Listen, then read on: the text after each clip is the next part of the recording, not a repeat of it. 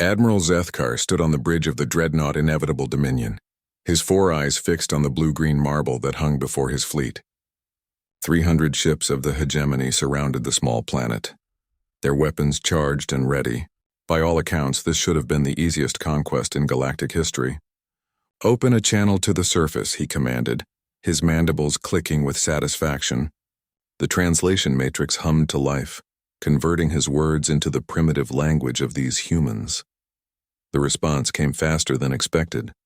A dark-skinned female appeared on the screen, sitting casually behind what appeared to be a simple wooden desk.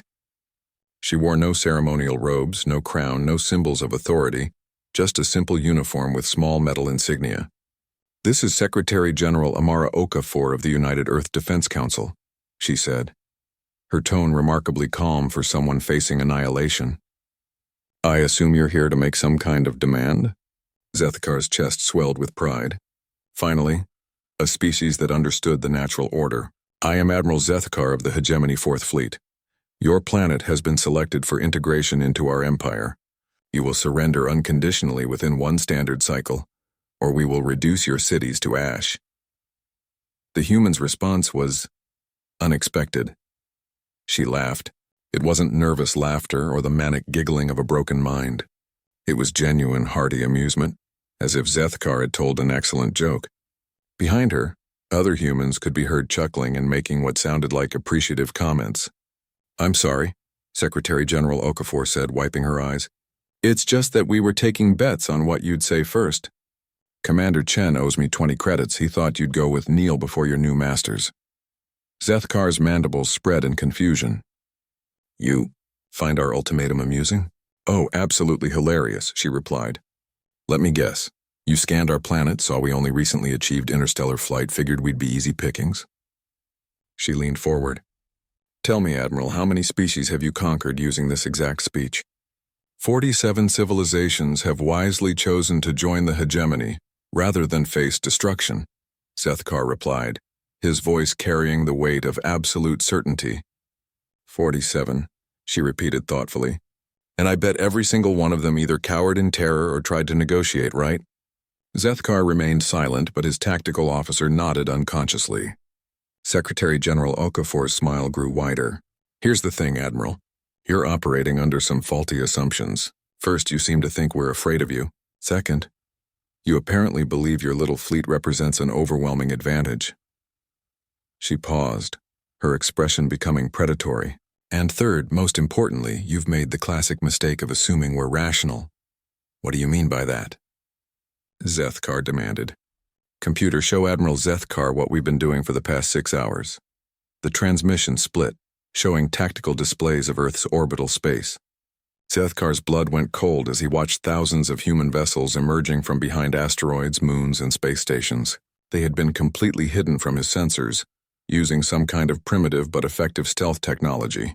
But that wasn't the terrifying part. The terrifying part was that the humans weren't running.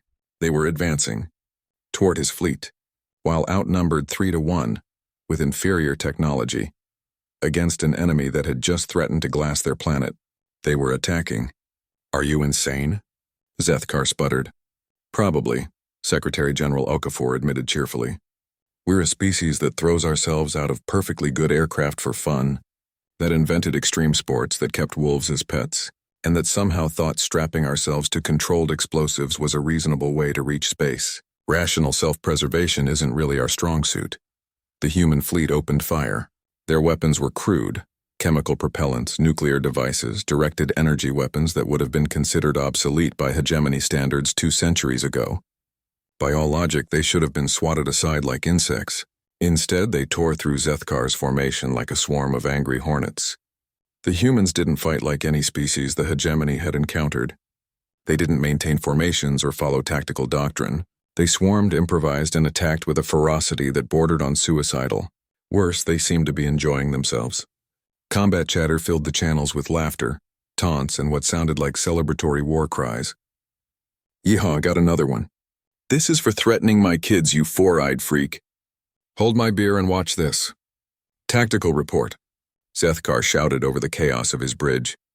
"We've lost 47 ships, Admiral. Their tactics make no sense. They're ramming us, using their own vessels as kinetic weapons. On the screen, Secretary General Okafor was still smiling. You wanted to know about humans, Admiral? Here's a fun fact. We're the only species we know of that practices persistence hunting. We don't run down prey because we're faster. We do it because we simply refuse to give up. We'll chase something until it dies of exhaustion. Another wave of human ships broke through the hegemony line, their pilots whooping with glee as they unleashed everything they had. You're all madmen.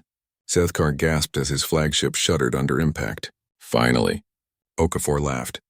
Someone gets it. We're a species that looked at the food chain and decided we belonged at the top through sheer bloody-mindedness. We're the descendants of hunters who took down woolly mammoths with pointy sticks.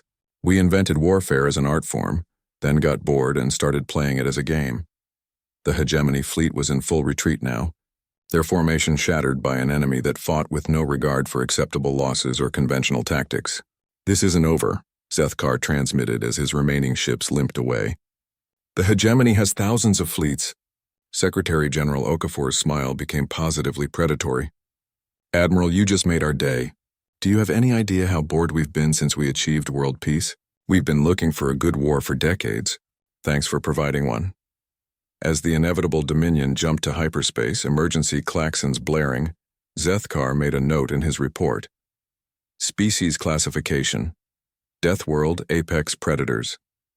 Recommendation: immediate quarantine.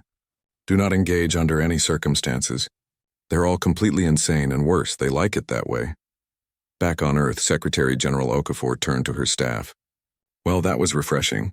Commander Chen, prep the fleets for long-range operations. Looks like we're taking this fight to them. She paused, her grin widening. Oh, and someone get me Admiral Morrison on the line. Tell him his orbital defense grid worked perfectly. But next time, we're definitely going with his idea about the welcome wagon. What welcome wagon, ma'am? The one where we greet alien invaders with a nuclear-powered brass band playing Welcome to the Jungle at maximum volume. The room erupted in laughter, and somewhere in the depths of space, the hegemony's 48th Fleet received an urgent message. Do not engage the humans. Repeat, do not engage the humans. They're worse than we thought.